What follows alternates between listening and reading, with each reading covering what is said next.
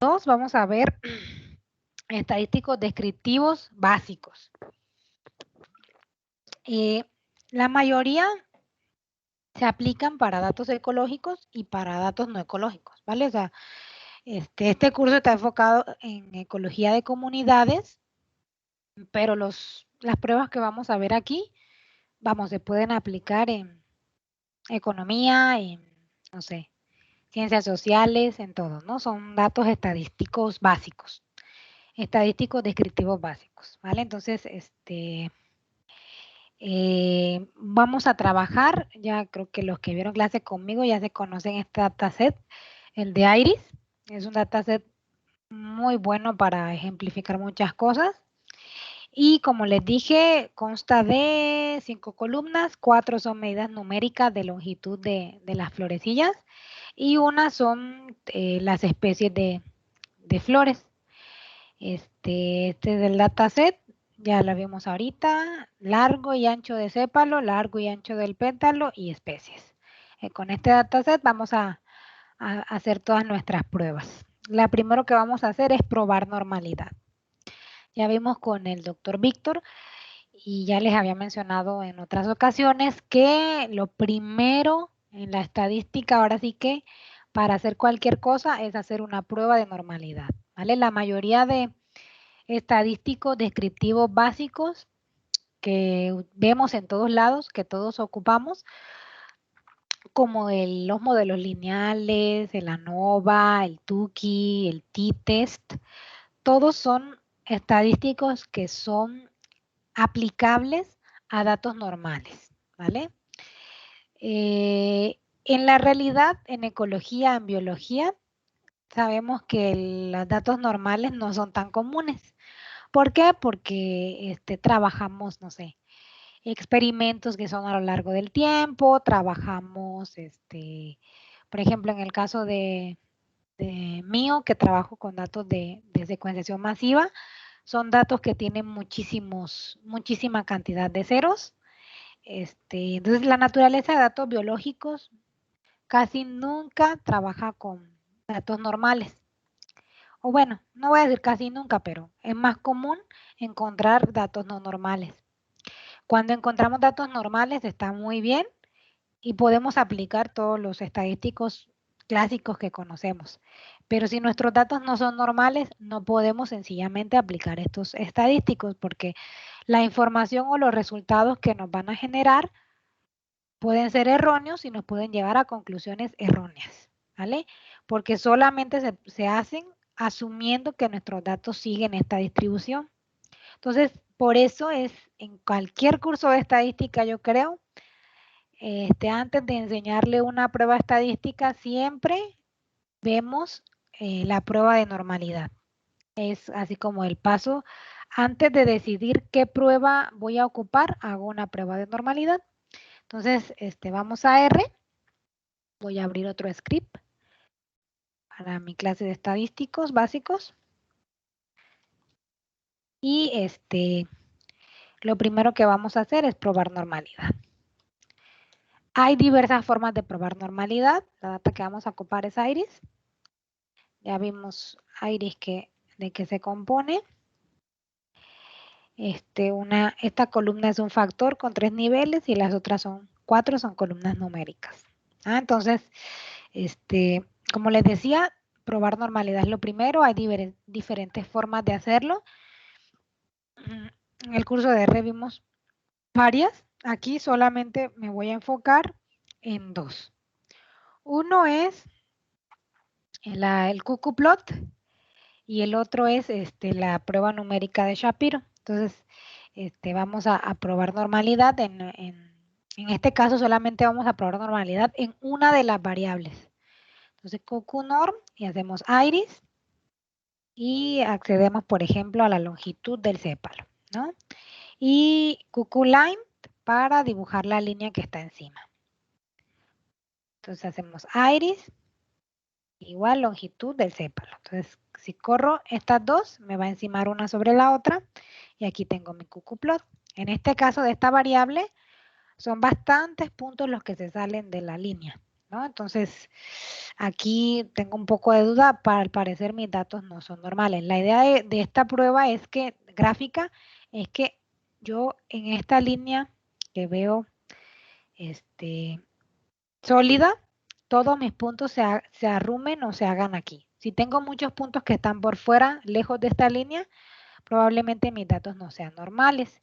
Vamos a probarlo ahora con la variable, no sé, ancho, y veamos cómo se comporta esta variable. Esta prueba la podemos hacer para cada una de las variables de respuesta. Entonces aquí vemos, creo que está un poquito más pegada, los números no tan alejados de la línea, tal vez sea normal, ¿vale? Pero el problema de estos métodos visuales son muy subjetivos. Yo puedo decir sí, puedo decir no. Mejor vamos a aplicar una prueba numérica. Entonces, para la prueba numérica está esta prueba que se llama Shapiro. ¿Vale? Entonces aquí voy a poner Shapiro y vamos a correr el test de Shapiro para, por ejemplo, la primera que vimos que fue la longitud del sépalo. Y vemos que si es normal apenas, da 0.01. Y, ¿qué digo? No es normal, porque tiene que ser, es al revés, tiene que ser mayor a 0.05. Entonces, apenas no es normal, o sea, por eso veíamos que estaban algunos puntos como que saliéndose, pero no del todo. Y en el ancho, esta sí, sin duda, no son, son datos normales, ¿vale? Entonces, de nuevo, aquí en la prueba de Shapiro, para que sean datos normales, voy a poner aquí la nota, para que sean datos normales, nos tiene que dar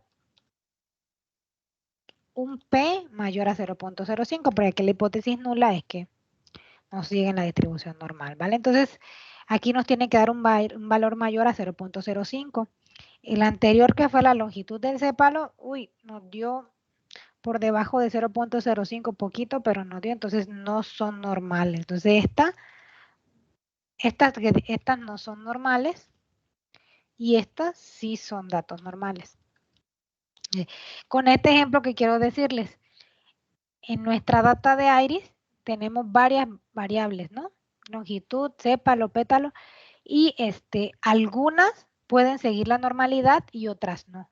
Entonces, siempre para cada variable debemos hacer nuestra prueba de normalidad, ¿no? Entonces, en el caso el ancho del sépalo, aquí podemos aplicar todas nuestras pruebas paramétricas. Modelos lineales, ANOVA, t-test, cualquier cosa, porque sí siguen una distribución normal. En el caso, bueno, es otra forma de ver cómo están distribuidos mis datos a través de un histograma. Nada más la función ist y pongo igual la variable, por ejemplo, longitud, ancho del sépalo, que ya sabemos que es normal, y vemos que se ve siguiendo como una campanita, ¿vale? Tipo gaussiana. No sé en el caso de la longitud, cómo se vea. No se ve como la campanita, ¿no? Se ve un poco más uniforme, pero no con forma de campana, ¿no? Esto nos sirve para ver, por ejemplo, cómo es la longitud, cómo aparte de si es normal o no es normal, cómo están distribuidos nuestros datos, ¿no? Si están sesgados, si están echados para un lado, si están todos cerca del valor medio. Entonces, también nos sirve esto para esto, para ver cómo es la distribución de nuestros datos. Ahora, si quiero probar normalidad, pero no en una sola variable, sino en un modelo lineal simple, primero aplico mi fórmula de modelo lineal y luego hago el qqplot. Entonces vamos a hacerlo. Ahora vamos a probar la normalidad. Esto nos lo recalcó mucho el doctor en su presentación, que hacer la prueba de normalidad de los residuales del modelo. Entonces hacemos un modelo, por ejemplo, el modelo lineal, que, como en el ejemplo, nos relacione el ancho del sépalo con las especies, ¿no? Entonces, el ancho del sépalo, sepal width, con las especies. Y la data es Iris. Les comento, cuando vamos a declarar un modelo lineal, ya sea simple, generalizado, mixto, como sea, debemos tener en cuenta siempre que al lado izquierdo de la virgulilla, ya habíamos quedado que se llama virgulilla, o tilde, algunos le dicen, al lado izquierdo de la virgulilla siempre va a ir la variable numérica, ¿no? Y al lado derecho va a ir la variable categórica o con la que queremos predecir la variable numérica. Entonces, en este caso así definimos la sintaxis de nuestro modelo lineal. Quiero saber si hay un efecto de las especies sobre el ancho del sépalo. Quiero ver si puedo predecirla con respecto al ancho. Ocupo un modelo lineal. Genero mi modelo lineal. Si quiero ver cómo es mi modelo lineal, le doy summary y aquí me da toda la información del modelo, ¿vale? Eso lo vamos a ver más adelante. Lo que quiero ahora es que miremos cómo, si este modelo sigue una distribución normal o no. En este caso, pongo modelo y pongo este tipo. Si, a ver, el modelo, le tengo que decir which, cuál gráfico quiero. El gráfico 2 es el cuckooplot. El cuckooplot del modelo me dice solo estos dos puntitos un poquito están salidos alrededor de la línea, pero en general todos están tocando la línea, mejor dicho, de una manera bonita. Entonces, pues, mi modelo lineal sí sigue una distribución normal. ¿Vale? Entonces, estos son los diferentes métodos que tenemos, numéricos, visuales, de probar normalidad en nuestros datos o en un modelo lineal ya establecido. Ahora, hay otra cosa que si queremos correr una nova, nos piden, y es que probamos la homocedasticidad. La homocedasticidad no es más que que nuestras varianzas sean homogéneas, ¿vale? Entonces, para probar esto, también lo podemos hacer visualmente, pero ahora que si no confiamos visualmente o puede ser muy subjetivo, hacemos una prueba numérica. La prueba numérica que nos aconsejó el doctor fue esta que se llama Bartlett Test, ¿vale? Y aquí ponemos, por ejemplo, la variable numérica y la variable categórica y hacemos nuestra prueba, ¿vale? Para ver si existe la homocedasticidad o no. Entonces, en este caso se llama Bartlett Test. Y aquí ponemos iris, el ancho, y aquí iris, las especies, ¿no? Corro mi prueba, igual que como en Shapiro, si en este caso, como el valor de P fue mayor a 0.05, entonces sí posee homocedasticidad, ¿vale? Es decir, que la varianza de sus, la varianza de sus datos, de sus muestras, es homogénea. Entonces, esta es la parte numérica. Si quiero ver eso, visualmente, entonces, en el caso del modelo, que es las variables que estoy aplicando, entonces aplico en vez de el plot la 1, hago no estoy mal, la 2 hago la 1. Entonces sería modelo which 1. Entonces aquí me hace el gráfico de residuales versus los valores ajustados, predecidos. Bueno, o ajustados sería la traducción. Entonces aquí ya habíamos visto esto. Si ven cómo es la varianza de mis datos, en este caso, cada uno de estos grupitos son las diferentes especies, ¿no? Versicolor, setosa, versicolor y virgínica. Entonces, aquí los puntos, la varianza de mis puntos se distribuyen muy parecidamente, ¿vale? Están casi muy, en el mismo rango, ¿no? De altura. Y aparte, esta línea, que es la que me mide la homocedasticidad, es una línea casi recta. ¿Cómo sé en el caso de que, cuál es lo contrario? si veo una punta en mis datos, no sé. Si en vez de que salga la línea roja aquí derechita, saliera como un pico, ¿no? Un pico ya sea hacia arriba o hacia abajo, ya sea en la mitad, ya sea acá arriba.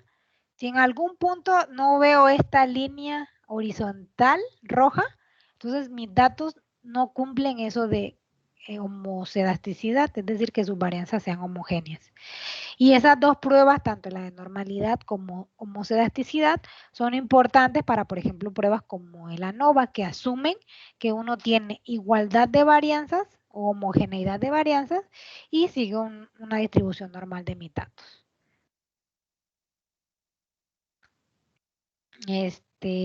Bueno, en este caso aquí yo utilicé la función aggregate para hacer un resumen de por especies de los valores del ancho del sépalo y le dije que me diera la varianza.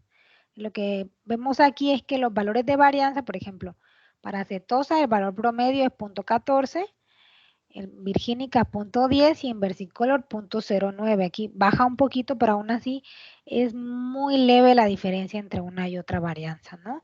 Si aquí diera, no sé, 0.8 y aquí estos mismos valores, entonces ya sabemos que esta especie no es homogénea su varianza con respecto a las otras dos. Entonces, aquí también numéricamente podemos observarlo con el estadístico de varianza. ¿Vale? Entonces, ya habiendo probado normalidad y todo esto, el doctor nos mencionaba que hay unas pruebas que se ocupan para las tablas de contingencia. En el caso de que sean paramétricas o no paramétricas, podemos ocupar la prueba de Chi cuadrado o la prueba de Fisher. Entonces, para esto necesito una tabla de contingencia. En el caso de mi data de Iris, no es una tabla de contingencia propiamente, ¿vale? Las tablas de contingencia lucen más bien como una O2 table, ¿no? Como esta que vimos de, de murciélagos. Esto más bien sería una tabla de contingencia, ¿no? Vemos medidas de especies aquí y todos los números a lo largo de las filas y las columnas. Iris no es así. No es propiamente, vemos que hay una variable que es categórica, entonces no sigue este patrón de medida de contingencia. Para seguir trabajando con ella, vamos a convertirla a una tabla de contingencia, ¿vale? Nada más para el ejemplo. Entonces, para esto voy a ocupar la función if-else y le voy a decir que si el largo del sépalo es el valor del largo del sépalo es menor a la mediana de la medida, entonces me diga que es pequeño. Y si es mayor o igual, entonces me diga que es grande. Voy a hacer una iris size sepal. Esto va a ser una columna nueva. Le voy a decir if else, que en caso de que el valor de la longitud del sépalo sea menor a la mediana de este mismo valor, entonces que me diga que es pequeño. Y si es mayor o igual, que me diga que es grande. Entonces voy de nuevo a mi data de Iris y ya creé esta de aquí, ¿no? Pequeño, pequeño, pequeño y grande, ¿no? Ya me hizo como, categóricamente me cambió la data. Y ahora sí vamos a pasar de eso a categórico. Pero primero, bueno, yo aquí hago como una gráfica para que veamos cómo luce estos rangos de pequeño y grande, ¿no? Entonces aquí le estoy diciendo que ggplot, que me grafique la data de Iris y que me haga un guión bar, a ver, y que me ponga bueno, aquí hago el aesthetic, esto iría más bien acá adentro, a ver, Iris, y aquí sería más, perdón, ggplot, aquí sería más, supongo el mapa estético, y le digo que en X me ponga la especie, y en Y me ponga el size de sépalo, ¿no? Entonces, que tiene que ser creo geomcore. Bueno, así tampoco, tengo que pintarlo por... A ver. Es, creo que aquí me equivoqué porque es sin millas. Especies. Bueno, aquí me lo hizo diferente. No era así como lo quería. Veamos. Si no, voy a copiarlo tal cual, ¿vale? Que lo que quiero enseñarlo no es así, con este statics, sino con este statics. Tengo la librería abierta. Parece que esta es función ggplot. Listo. Lo que pasa es que aquí tenía que decirle que es otra statics. Stat count. Entonces aquí, lo que quiero enseñarles realmente es cómo se distribuyen esto de grande y pequeño en nuestras especies. Entonces, por ejemplo, aquí estoy evaluando si no esté mal, es el largo del sépalo. Entonces, lo que me dice esta figura es que el largo del sépalo en la especie setosa, la mayoría de flores es pequeño con respecto a la mediana de todos los datos y pocos son grandes, ¿no? En comparación con, por ejemplo, versicolor, que está un poquito más equilibrado, y virgínica todo lo contrario. Entonces lo que vamos a esperar de esto es que sí haya diferencias por el largo del sépalo, porque parece ser que en general la especie setosa tiene un largo de sépalo menor en comparación, por ejemplo, a virgínica y a versicolor. Entonces probablemente sí vayamos a encontrar diferencias en nuestra tabla de contingencia. Vamos ahora sí a hacer la prueba, tanto de chi cuadrado como de Fisher. Pero primero vamos a construir la tabla. Entonces voy a construir ahora sí la tabla de contingencia. Y le voy a decir que me haga una tabla de iris especies y iris size. Entonces ya veo mi tabla de contingencia. Aquí veo el valor de setosa tiene un grande y 49 pequeños. Versicolo 29. Entonces, si ven, esta es una tabla de contingencia, tiene las medidas. Vemos las filas, en este caso son las especies y las columnas son la categoría que yo le estoy dando. En este caso son dos categorías, una es grande y otra es pequeña. Entonces, ahora si corro mi prueba, en este caso chi-squared, nada más chi-squared y pongo mi tabla de contingencia. Y Fisher también, Fisher test y pongo mi tabla de contingencia. Vamos a aplicar las dos. Estas son funciones que vienen ya en R básico, ¿vale? No son de ningún paquete. Tabla de contingencia, la corro y me dice que el valor P si es menor que 0.05. Si corro la de Fisher, en mi tabla de contingencia, también de hecho me dio el mismo valor P. Valor P por debajo de 0.05, de hecho es muy bajito el valor P. Y con este valor P y lo que vimos en la figura, concluimos que sí hay diferencias significativas ahora con el estadístico. Estadísticas significativas por el largo del sépalo, ¿no? Usando una tabla de contingencia. Entonces, para esto nos sirve las pruebas de chi cuadrado y de Fisher, ¿vale? Que son así como en las pruebas básicas. ¿Hay alguna prueba post-hoc como post-hoc para la chi cuadrada o cómo saber cuáles grupos están haciendo diferencias? Pues las pruebas post-hoc que ya conocemos pueden ser aplicadas también luego. O sea, la prueba de Chi y la prueba de Fisher solamente nos dicen inicialmente si hay alguna diferencia, ¿no? Como todos, ¿no? Si hacemos una nova solamente nos dicen si hay diferencia. Ya después, dependiendo si son paramétricos o no paramétricos, aplicamos la post-hoc, ¿no? Entonces, en el caso de paramétricos, pues a veces utilizamos no sé, t-test o Tukey y así, ¿no? O en el caso de no paramétricos, a veces utilizamos DON o Wilcoxon pareada, ¿no?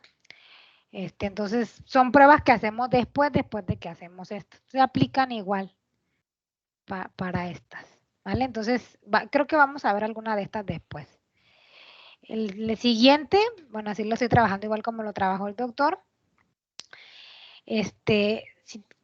Entonces, aquí sería, si quiero escoger qué tipo de prueba estadística me sirve, ¿no? Dependiendo de cómo son mis datos.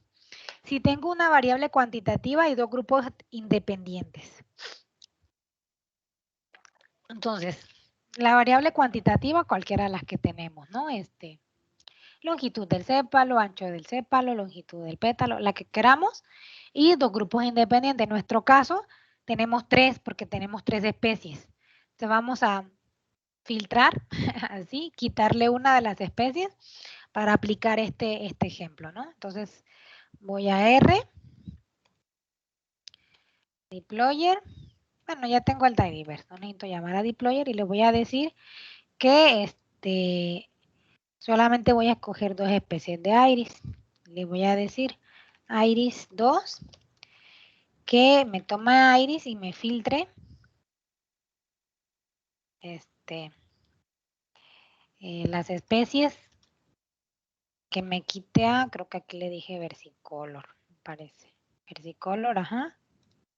Que me quite a versicolor. Entonces aquí le estoy diciendo que me lo deje aquí con el, recuerden, con el signo de exclamación abajo, estoy negando, entonces le estoy diciendo que me la quite. Si inspecciono mi data y miro las especies, solamente tenemos setosa y virgínica, no hay versicolor, ¿vale? Ya la quité para hacer este ejemplo de las pruebas solo con dos grupos. Entonces, en este caso, voy a cerrar esto. Vuelvo a la presentación.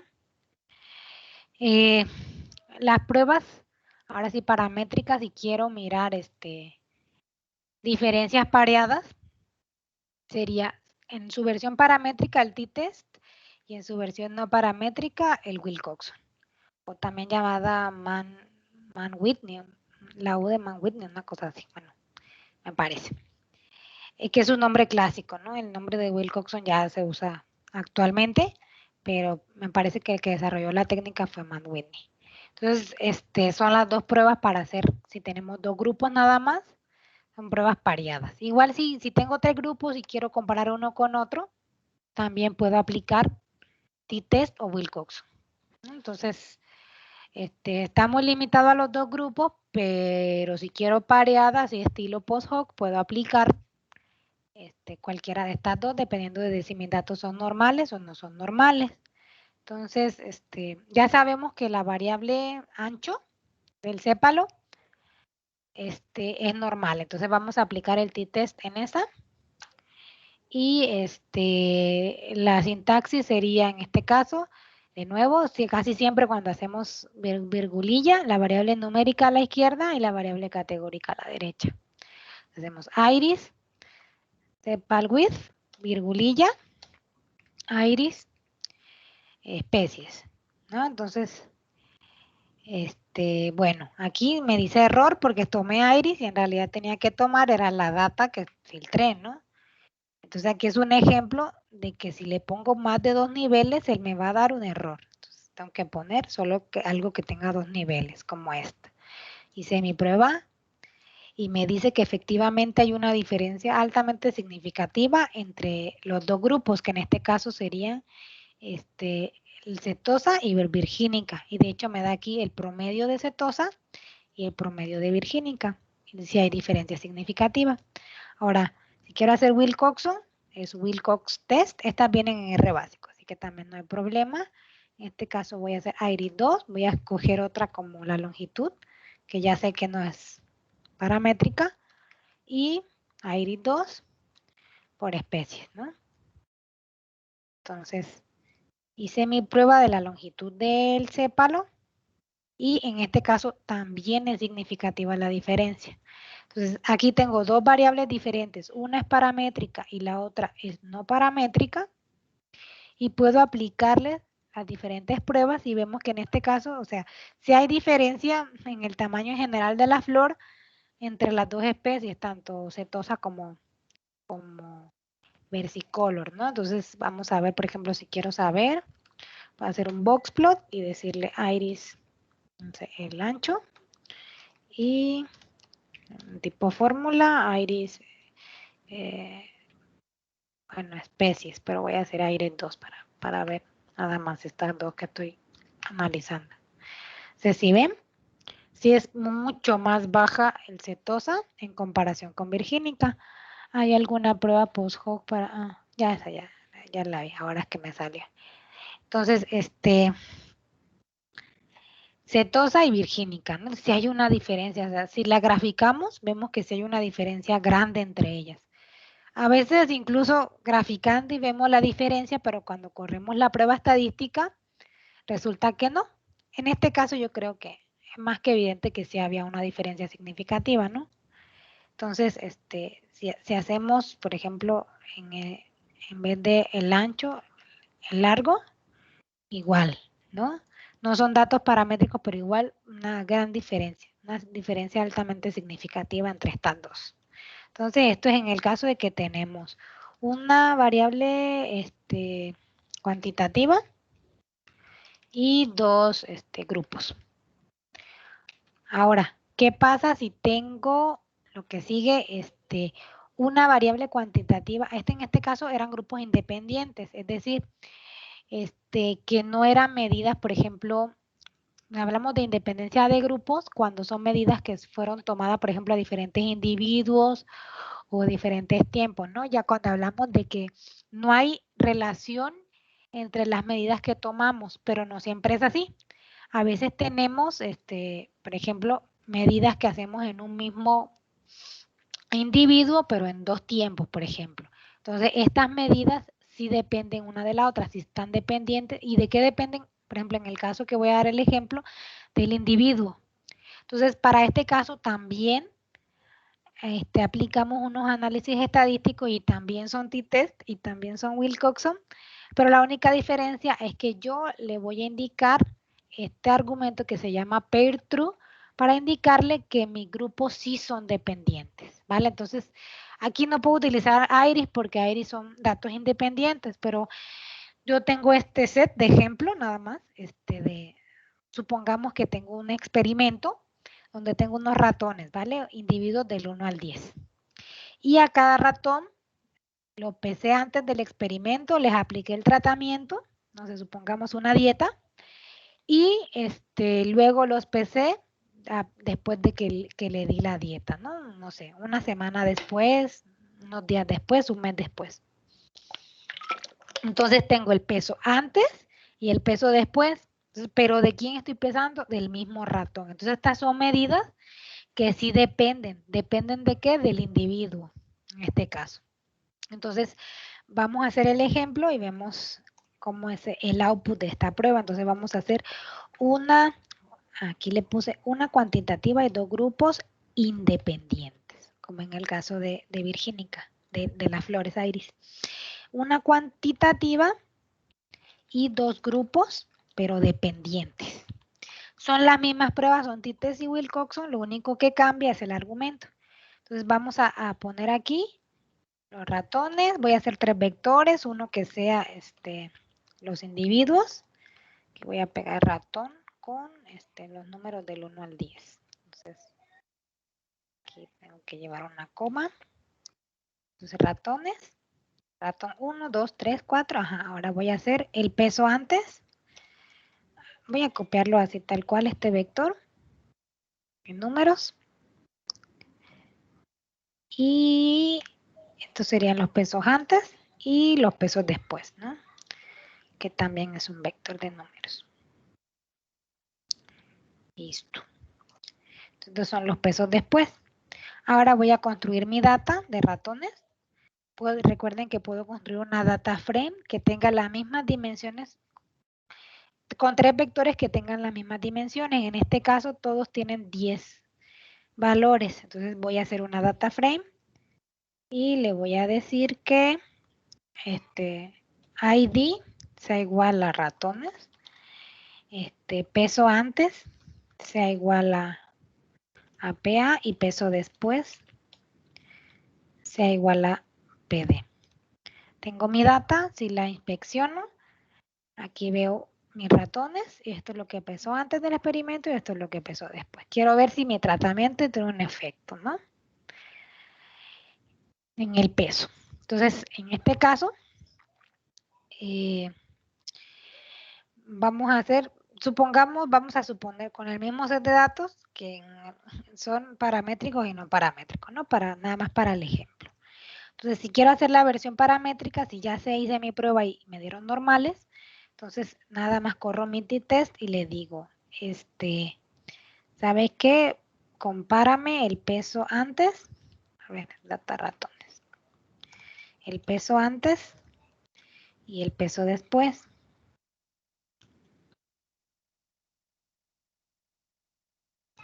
Pero estas medidas son dependientes del individuo, entonces le doy pair true. Aquí me corre, si ven, el output es diferente. Y ya me dice que sí hay diferencia de los pesos, ¿vale? Dice, ¿por qué? Porque el valor P está muy abajo de 0.05. Ahora, la versión no paramétrica de esto, utilizando el mismo set de datos, ahora supongamos que los datos no son normales, lo mismo que está aquí, casi, solo que poniendo Wilcox test. Voy a copiar y pegar.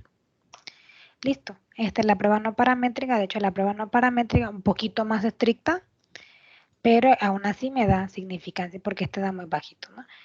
Pero los dos valores, tanto la paramétrica como la no paramétrica, me dicen que sí tengo diferencias en mis medidas antes de peso y mis medidas después en los mismos individuos. ¿Vale? Entonces, esto es una variable cuantitativa y dos grupos dependientes. ¿Vale? Eso en el caso de que tengamos estudios de mediciones en nuestros individuos. Dos grupos porque solamente son antes y después. Y ya si son más de dos grupos, ya vemos después qué nos sirven, ¿no? ¿Qué pruebas? Vale. Entonces, ahora vamos a ver qué pasaría si tengo una variable cuantitativa y dos o más grupos dependientes. Vale, entonces, si tengo una variable cuantitativa y dos o más grupos dependientes en su versión paramétrica, pues corremos un modelo y hacemos una ANOVA. Y en su versión no paramétrica hacemos una prueba de Kruskal. ¿Vale? Entonces, ahora hacemos una variable cuantitativa y voy a poner aquí dos o más porque también aplica para dos, también se puede hacer para dos, pero preferiblemente para que sean más de dos. Dos o más grupos aquí serían independientes. Entonces, en este caso, hago la versión paramétrica, es hacer una ANOVA de un modelo lineal. Entonces, vuelvo a mi data de Iris, porque es una data independiente, de datos independientes, y pongo modelo. Hago mi modelo de, no sé, Iris, de la longitud, del ancho del sépalo, que ya sé que es paramétrica. Virgulilla por especies de la data Iris.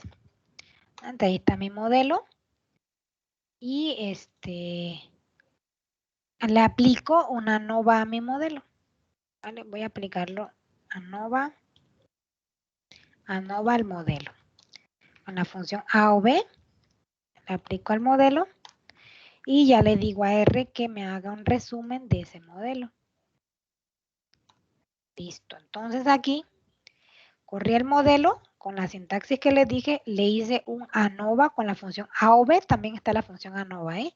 Cualquiera de las dos da lo mismo. Y luego le dije a R que me diera un resumen de ese modelo ANOVA. En el resumen, si ven, me muestra aquí que la variable que estoy midiendo, que es especies, que ya sabemos que son 3 especies en este caso, sí hay diferencias significativas, ¿no? No sabemos todavía cuál es mayor a cuál, pero sí hay diferencias al menos en una, ¿no? Para teniendo un alfa de 0.05. Ahora, en el caso de que mis datos no sean paramétricos, entonces hago una prueba de Kruskal. Como ya le dije ahorita, la variable longitud no es, entonces voy a hacerla creo que hay que hacerla con coma, sí, con coma, Iris, especies. Y aquí hago mi prueba de Kruskal. La prueba de Kruskal me dice que efectivamente tampoco, considerando las tres especies, hay diferencia al menos en una, ¿no? No sabemos todavía cuál es mayor, cuál es menor, pero hay diferencias al menos en una. Ahora, ¿qué pasa si tengo una variable cuantitativa y dos o más grupos? ¿No? Eso es lo que viene ahora. Entonces, en el ejemplo tengo, un estudio pretende determinar si existe diferencia en cómo de bueno consideran los consumidores que es un vino dependiendo de la hora del día. Para ello, se selecciona un grupo de 7 sujetos, 7 individuos, a los que se les da a probar un vino por la mañana, por la tarde y por la noche. Entonces, si ven, ya aquí hay 3 grupos. Ahorita veíamos peso antes, peso después. Ahora vemos una medida en la mañana, una medida en la tarde y una medida en la noche. En cada degustación se valora o se da un score de 1 al 100, de 1 al 11 al vino, ¿no? Aquí el plot twist es que los degustadores no sabían que era el mismo vino que le estaban dando en la mañana, en la tarde y en la noche. Solo querían ver si cambia la percepción de la persona dependiendo de la hora del día al tomar el vino. Entonces, este es mi data, una data de ejemplo nada más, inventada, ahora sí que inventada, la voy a copiar tal cual. Y voy a R, le voy a poner una variable cuantitativa y dos o más grupos dependientes. Aquí dependientes porque es el mismo individuo que se está haciendo 3 mediciones, una por la mañana, una por la tarde y una por la noche. Entonces son los valores, las horas y el sujeto. Juntamos todos estos 3 vectores en un solo conjunto de datos e inspeccionamos los datos. Entonces, los vemos aquí. Ya ves, hay un sujeto, hay 7 sujetos, 1, 2, 3, y cada sujeto tiene 3 medidas. En la mañana, por ejemplo, lo sintió muy rico, le puso 9. En la tarde no lo sintió tan bueno, le puso 5. Y en la noche no le gustó, le puso 2. Entonces, era el mismo vino, pero tuvo percepciones diferentes a lo largo del día. Y es lo que quieren evaluar con este estudio. Entonces, si los datos fueran no paramétricos, ahora voy al revés, hago una prueba de Friedman, ¿no?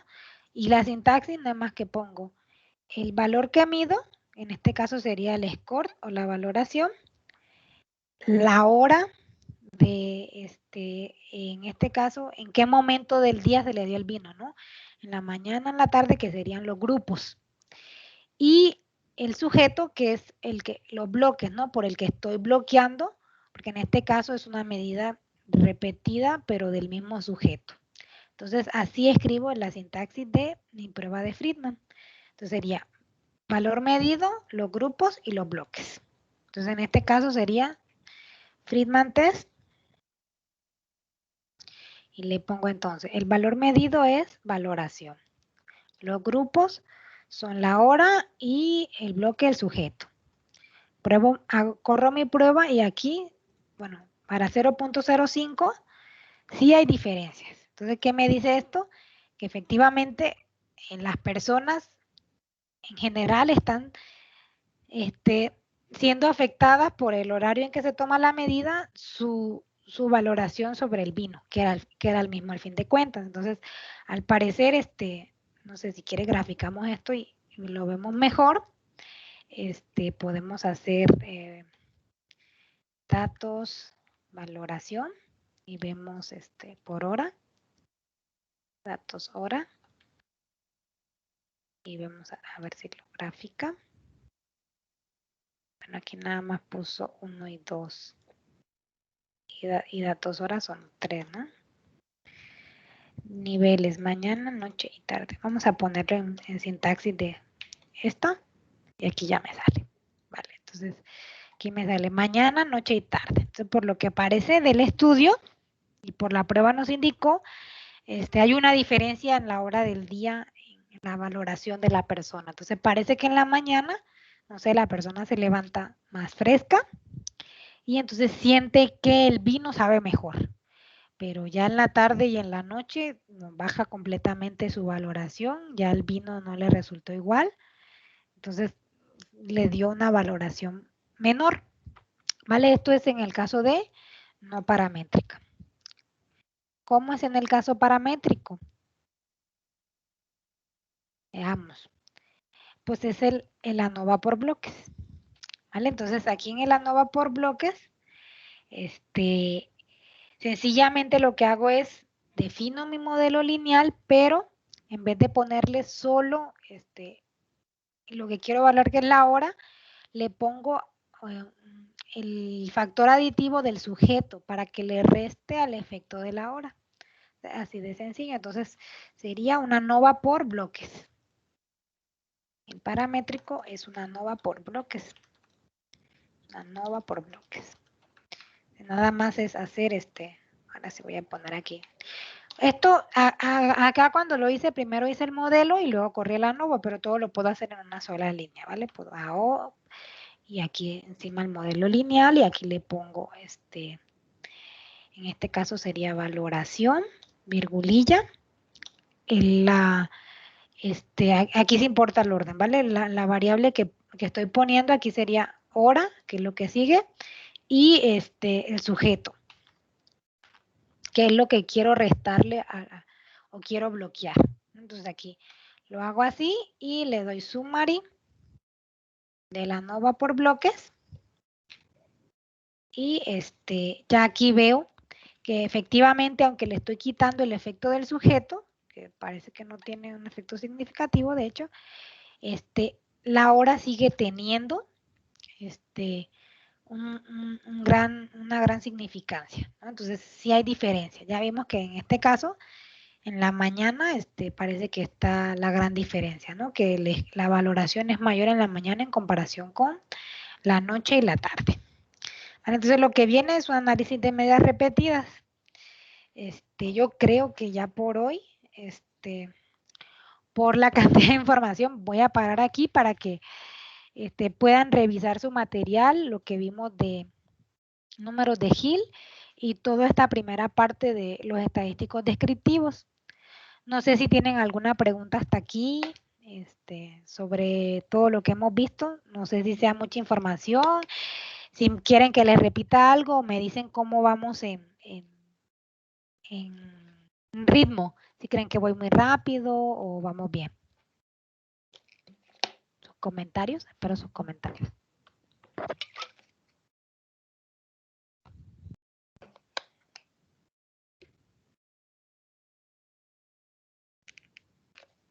A ver.